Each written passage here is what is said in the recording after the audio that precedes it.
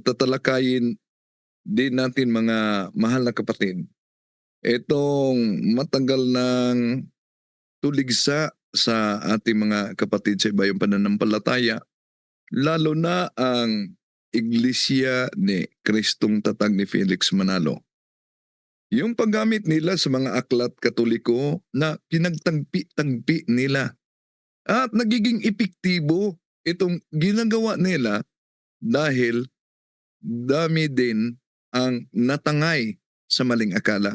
Tandaan natin na ang kasinungalingan, pag ito'y palaging inulit-ulit, magmukha talagang parang katotohanan. Lalo na sa ating mga kapatid na kulang ang kaalaman. Ano bang mga aklat Katoliko na kanilang ginagamit? At yung mga inosente na mga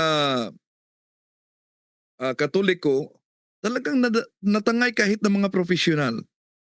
Ito pong mga aklat na ito, mga napakalumang aklat, no? Na mahirap na talaga hanapin sa kasalukuyang panahon.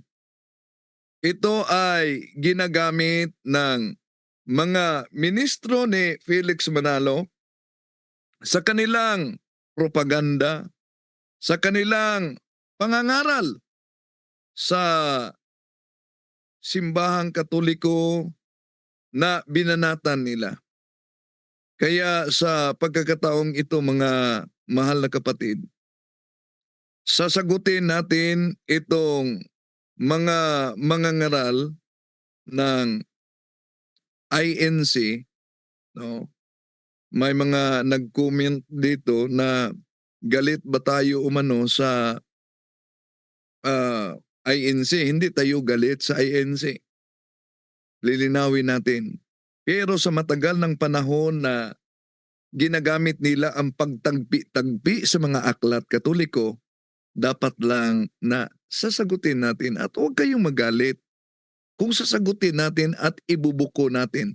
Tulad dito, mahirap na hanapin ang katesismo na ang may akda ay si Father Luis de Amasquita. Pero mula pa sa panahon ni Felix Manalo, ang founder ng ANC, ginagamit na nila ito. Munting aklat Katoliko. Ang pamagat po ay katisismo. Ito po ay tinagalog ng paring si Luis de Amesquita.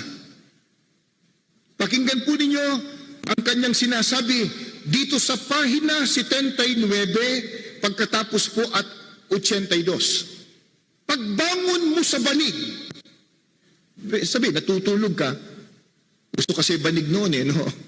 Ngayon, hindi na yata uso banig Pagbangon mo sa banig, agad kang manikluhod sa harap ng isang krus o isang mahal na larawan. Bakit daw? Ituloy natin. Kung maninikluhod ka sa tapat ng altar, magwika ka ng ganito, sinasamba kita. Yan. Matagal ng panahon, ito ang ginagamit ng mga ministro ni Felix Manalo, mga kapatid. At nakatala yan sa kanilang pasugo, pandoktrina, na kung pansinin ninyo, mula sa pahina 79 at lumundag sila sa pahina 82 para lang ipagtagpi-tagpi at idugtong-dugtong ang nakasulat sa katesismo ni Father Luis de Amasquita. Ito ang makita natin sa kanilang TV screen habang nangaral. Sa pagbangon mo sa banig, ay agad kang manikluhod sa harap ng isang krus o sa isang mahal na larawan. Kung manikluhod ka sa tapat ng altar, magwika ka ng ganito, sinasamba kita. Ngayon, sa mga nagsubaybay, lalo na sa mga miyembro nito, na walang kopya sa aklat na ginagamit ng ministro, Mapauo talaga kayo. Pero alam niyo ba anong nakasulat sa binasa ng ministro na pinagtagpi-tagpi? Ito ang nakasulat, mga kapatid. Sa pagbangon mo sa banig, ay agad kang manikluhod sa harap ng isang krus o sa isang mahal na larawan. Mangyaring ang tanda ka muna at saka magdasal ng tatlong ama namin sa Santissima Trinidad. Sa Diyos Ama ay hihingi ka ng pananampalataya, 10 ng pag-alaala nang di mo siya makalimutan. Sa Diyos Anak ay daraing ka ng pananalig at pati pa naman ng bait na kikilala mo sa Kanya, sa Espiritu Santo. O yan, makita ninyo ang pagkakaiba. Mula sa pahina 79, abay, biglang lumundag ang mga ministro sa pahina 82 dahil pinagtagpi-tagpi nila.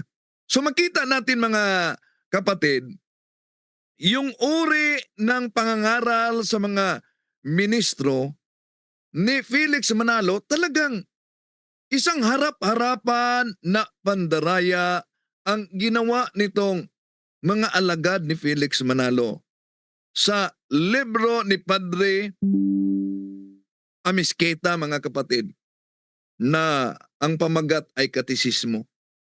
So, pinagputol-putol nila ito. Oh? Sa kanilang atake sa pananampalataya ng simbahang Katoliko. Imagine, binasa nila, sa pagbangon daw sa banig. Balikan natin ang ministro nila na nagpahayag, pakinggan ninyo. Munting Aklat Katoliko. Ang pamagat po ay katisismo. Ito po ay tinagalog ng paring si Luis de Abisquita. Pakinggan po ninyo ang kanyang sinasabi dito sa pahina 79 pagkatapos po at 82. Pagbangon mo sa banig. Sabi, natutulog ka. Gusto kasi banig noon no? Ngayon, hindi na yata uso banig Pagbangon mo sa banig, Buti pa sa mga ministro, di na uso ang banig, kama na sila. kang manikluhod sa harap ng isang krus o isang mahal na larawan. Bakit daw? Ituloy natin. Kung maninikluhod ka sa tapat ng altar, magwika ka ng ganito, sinasamba kita. Yan. Magwika ka ng ganito, sinasamba kita. Kaya, sasabihin ng mga mangangaral sa Iglesia ni Kristong kay Manalo, iyan po ang binanggit ng katisismo ninyo.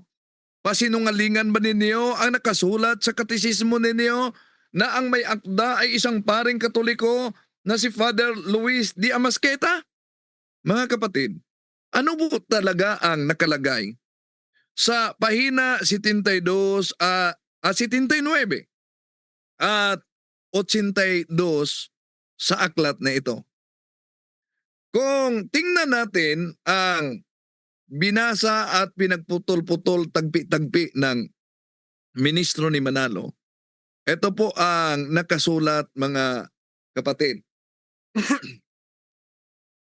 Sa pagbangon mo sa banig ay agad kang manikluhod sa harap ng isang krus o sa isang mahal na larawan. Mangyaring mag-antanda ka muna at saka magdasal ng tatlong ama namin sa Santissima Trinidad. Sa Diyos Ama ay hihingi ka ng pananampalataya. Pinutol yan ng mga ministro, agad silang lumundag sa pahina 82. Pero kung tingnan natin sa pahina 79, nasaan ba ang salitang sinasamba kita? Wala pong mabasa na sinasamba kita. Kaya lumundag sila sa pahina 80 mula sa 79, lumundag sila sa pahina 82. Di ba? Ang layo. Ito'y malinaw na isang pagmamagic sa aklat katoliko na ginawa ng mga ministro ni Felix Manalo sa referensya na ang may akda ay paring katoliko, ngunit nang nasa kamay na ng mga ministro, ang referensya ay naging diferensya. So, ito ang mabasa sa pagtagpi-tagpi nila mga kapatid. Pansinin ninyo, ang nakasulat. Sa pagbangon mo sa banig ay agad kang manikluhod sa harap ng isang krus o sa isang mahal na larawan. At ito, dinugtong nila ang nakasulat sa 82. Kung manikluhod ka sa tapat ng altar, magwika ka ng ganito, sinasamba kita. At matagal ng panahon, ginagamit nila ito na propaganda, mga mahal na kapatid. At kung sasagutin natin, abay, may mga nagkomento, galit ba kayo sa INC? Hindi. Nilantad lang natin ang naturang taktika.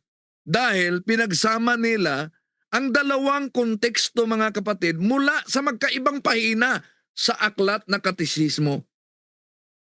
Para ang referensya ay magiging diferensya.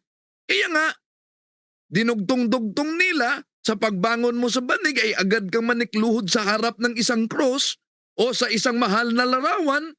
Kung manikluhod ka, dinugtong nila ang 82, sa tapat ng altar, magwika ka ng ganito, sinasamba kita.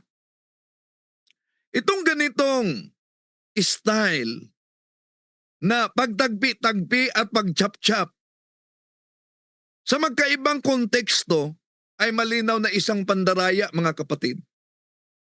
Sa pahina pa lang, pahina 79, pahina 30, pahina 82. Di po ba? Sa pahina pa lang, napakalayo na. Ibig sabihin, magkaiba ang konteksto, magkaiba ang topic na tinutukoy diyan. Sa pahina 79, walang masama. Ang pahayag diyan na dahil kung tingnan natin sa Biblia, kahit sa Biblia, iyon ang ginawa ni Propeta Josue.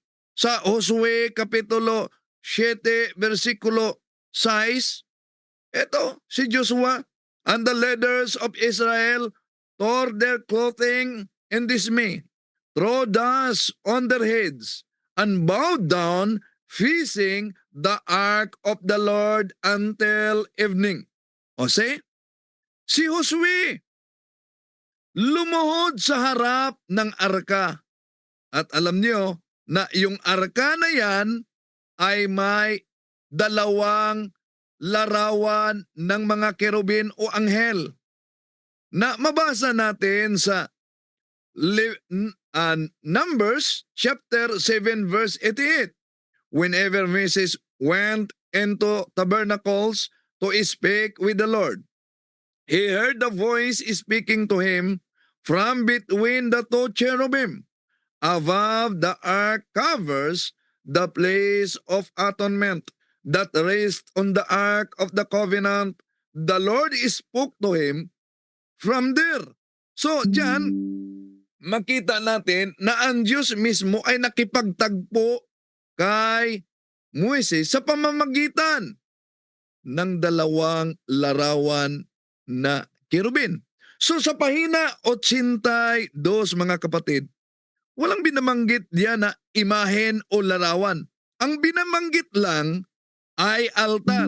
Tanong, ito po bang palaging tumutuligsa sa pananampalatayang Katoliko? Meron ba silang altar tulad sa mabasa natin sa Isaiah chapter 19 verse 19 na may monumento ng Panginoon at may altar ng Panginoon? Meron ba sila o stage lang? So, kahit pa sabihin ng mga ministro ni Felix Manalo, ang altar ng mga Katoliko ay may mga larawan at may mga rebulto ng mga santo. Hindi pa rin nangangahulugan, mga kapatid, na sinasamba na ang mga imahen ng mga santo na nasa altar. Dahil tulad na ng ginawa ni Haring Solomon, di mo ba lumuluhod siya sa harap ng altar habang nagdarasal? Asan yan mabasa? Nasa Unang Hari, Kapitulo 8, 1 Kings, chapter 8, verse 54. Ito mabasa natin. When Solomon finished offering this entire prayer of petition to the Lord, he rose from before the altar of the Lord, where he had been kneeling with his hands outstretched toward heaven. So, diyan makita natin na ang propeta ng Diyos ay lumuluhod sa harap ng altar. Kaya, ang pahayag sa pahina 82 nitong katisismo na ang may akda ay si Father Luis de Amisquita, mga kapatid, at yung binasa nating 1 Kings chapter 8 verse 54, parehong-parehong nakaluhod sa harap ng altar at nagdarasal. So ano? Ang mga imahen ba na nasa altar, yun po ba'y Diyos-Diyusan? Hindi po. Kundi ang mga imahen ng mga larawan na nasa altar, mga kapatid, ay nagpaalala lang sa mga bayani ng ating pananampalataya.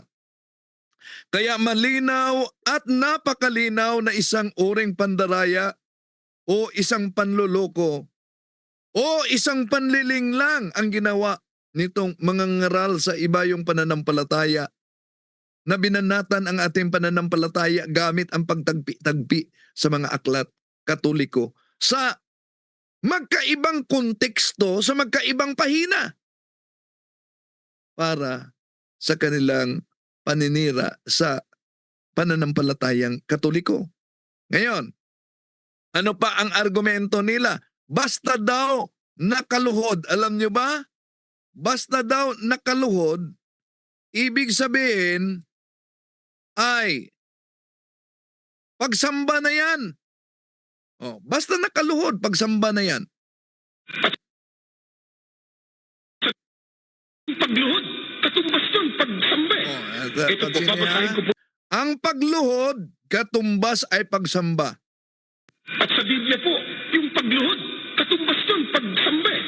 Ito po, babasahin ko po itong awit 95. Ang talata po ay 6. Pakinggan po ninyo.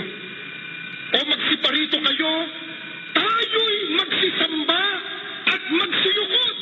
Tayo'y magsiluhod sa harap ng Panginoon na may lalag sa atin. Yung pagluhod, katumbas pagsamba. Yung pagluhod, katumbas pagsamba. Yan. Ang pagluhod daw ay katumbas sa pagsamba. Kung iyon ang kanilang aral, pagluhod katumbas sa pagsamba, tingnan nyo, ang mga ministro lumuluhod sa harap ni Eduardo. O yan. Ibig ba sabihin na ang mga ministro na ito'y sumamba mismo kay Eduardo Manalo? Dahil sila'y lumuluhod sa harap mismo ni Eduardo Manalo? O, ano ang palusot ng mga ministro? Dahil sa pagluhod sa harap mismo ni Eduardo Manalo. Una, wala naman tayong binabanggit na kapag ka lumuhod, automatic, ang katumbas doon ay pagsamba. Wala tayong Yan, doktrina. wala silang doktrina na kapag lumuluhod, katumbas daw pagsamba. Ano ito? At sa Biblia po, yung pagluhod, katumbas yun, pagsamba. Ito po, babasahin ko po itong awit 95. Ang talata po ay... Wala daw. Dahil nakita na yung mga ministro ay lumuhod sa harap mismo ni Eduardo Manalo. Kaya mga kapatid, sa mga nagsubaybay at sa mga kasalukuyang nagsaliksik, sana sa ating pagsagot na ito, mabuksan ang inyong isipan mga mahal na kapatid. Na hindi totoo na pag nagdarasal tayo sa harap ng larawan o rebulto ng mga santo, habang nakaluhod, pag Diyos na sa mga larawan. Bakit? Hindi porke nananalangin tayo na nakaluhod at kaharap natin ang larawan ay ng mga santo ay Diyos-Diyosan na. Di ba nila alam sa Bagong Tipan, Gawa Kapitulo 9:40, si San Pedro nanalangin, nakaluhod. Yun bang kaharap ni San Pedro? Ibig ba sabihin, Diyos-Diyosan na? Josue Kapitulo 7, versikulo 6, si Propeta Josue nanalangin sa Diyos sa harap ng dalawang larawan ng mga kerubin na nakaluhod. Ibig ba sabihin, yung larawan ng mga kerubin ay Diyos-Diyosan na? Kaya, hindi po ibig sabihin na nakaluhod sa harap ng larawan, yung larawan na yan ay Diyos-Diyosan na mga kapatid. Pero, ang iba nilang pahayag kasi, abay, tingnan nyo kayong mga Katoliko, hindi po ba humahalik kayo sa mga larawan? Bakit? Pag hinalikan ba ang larawan, ibig ba sabihin, ang larawan ng mga santo, Diyos-Diyosan na? May mabasa ba na pag humalik ka sa larawan, diniyos mo na ang larawan? Baka nakalimutan nila. Roma 16:16. Magbatian kayo ng banal na halik. O kung ang paghalik ay pag Diyos-Diyos na, ba't inutos magbatian kayo ng banal na halik? Bumabati sa inyo ang lahat ng mga iglesia ni Kristo. Abay, magpalakpakan ang INC diyan. Bakit? Squatter sila sa pangalan niyan. Pero, Catechism of the Catholic Church 811, napakalinaw. This is the sole church of Christ, in which in the creed we profess the one holy Catholic Apostolic Roman Church. Ang tunay na iglesia, kaya nga sa ebanghelyo na binasa ni Bro Angel ngayon, may mga magdala sa pangalan ng ating Panginoong Hesus. Huwag magpadaya. Dahil ang pagkadaya ay maranasan sa iba't ibang paraan. Pero napakasakit pag madaya tayo sa pananampalataya dahil nanganganib pati ang ating kaluluwa. Balik sa inyo, dyan, Bro Vicente.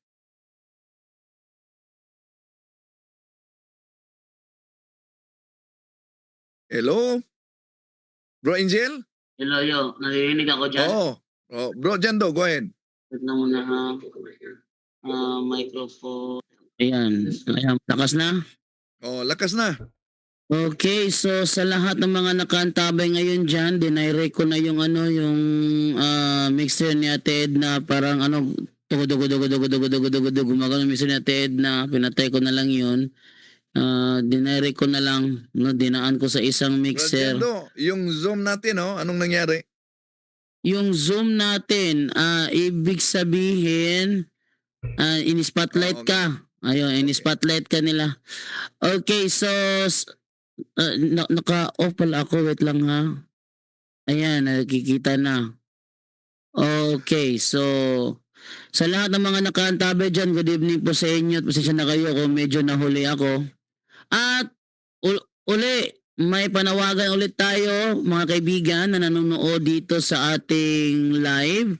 Sa yung ating mga kaibigan, mga bisita natin na albularyo from North Cotabato is pauwi na sila bukas mga kaibigan. At sa ngalan ni Father Darwin, gagamitin namin ang programang ito para humingi ulit ng backup sa inyo. Kakailanganin po nila ng pera pabalik. No, so estimated po kakailanganin po is 10K. estimated 10K sabi ni Brother Kaloy dahil sa layo at dahil sa sitwasyon sa panahon. Kaya sa mga nais pong tulungan si Brother Darwin para maihatid ng safety yung ating mga bisita sa kanilang kinatitirhan, maaari niyo po kayo magpadala ng backup na tulong dito sa ating GCash na nasa screen po ninyo. Yan. Para po sa pa-back up kay Brother Darwin para makauwi po yung ating mga kaibigan from North Cotabato, yung kanyang bisita na si Brother Denmark Abing at yung kanyang kasama na si Mary Grace Tagabe. So sa mga nais po dyan na tulungan si Brother Darwin para maihatid ng safety yung aming bisita, maaari po kayong mag-send sa GCash na ito na nasa screen na 0963-533-2807, no? Dahil ifo-forward ko po yan sa kanila para safety silang makabalik sa kanilang tahanan. Si Brother Denmark Abing at saka si Mary Grace Tagabe. So, sa mga willing po na tulungan si Brother Darwin para may hatid sila ng safety sa kanilang kinatitirhan, maaari po kayong mag-send ng tulong dyan sa GCash number na yan at ipo-forward ko po sa kanila. Kailanganin po nila is worth of 10,000 dahil kailangan pa nila na mag-stay doon ng isang gabi dahil gabi po darating ang kanilang flight ay gabi. So pagdating doon, di naman pwedeng sila matulog sa kalsada. Kaya kailangan nilang maghahanap ng mahihigaan para umaga saka pa sila makapagbiyahe direct sa North Cotabato and then sa kanilang kakainin din, no? So sa mga gusto pong bumak up, yan na, bumak up para sa kanila, maaari pa kayong mag-send sa GCash na yan 0963-533-2807. Akin pong i-forward sa kanila. Yan. Maraming salamat po and then move na po tayo para sa ating tanungan portion. Okay. Sa tanungan portion na po tayo, buksan ko muna yung ating live ngayon dahil nahirapan talaga ako. In-off ko na lang yung tawag dito, yung mixer natin na at ginawan ko ng paraan na magamit itong isang mixer ditong luma para makapasok sa live. Okay, so dito na tayo ngayon sa tanungan portion. Nakaharap ako ng tanong dito sa ating comment section. Sabi ni Enisita Barcena, God be with us. Pwede ba ipaliwanag niyo po ang tungkol sa pagpamisa sa kalag o kaluluwa? Marami ang nagsasabi na pinipirahan lang daw sa mga pare ang tungkol sa pagpadasal ng kaluluwa. Okay, so pagpadasal ng kaluluwa, at ibigay ito kay Brother Angel Santos. Brother Angel, pakisagot ito at uulitin ko po sa mga gusto pong backupan si Brother Darwin para sa kanilang pamasahe po uwi. Dito lamang po sa ating GCash number 0963-533-2807. Brother Angel, pakisagot yung naturang katanungan. I-ano mo kay bro, ibibigay niyo yung mga talata na may tinatawag sa atonement, no? So, i-ano mo kay Brother John Lee, bro, kumakain lang ako sandali. Okay, Brother John Lee, pagkasagot mo na Brother John Lee, kasi kumakain pa si ano. Ano yung tanong, Bro Jando? Ang tanong is, ulitin ko ha,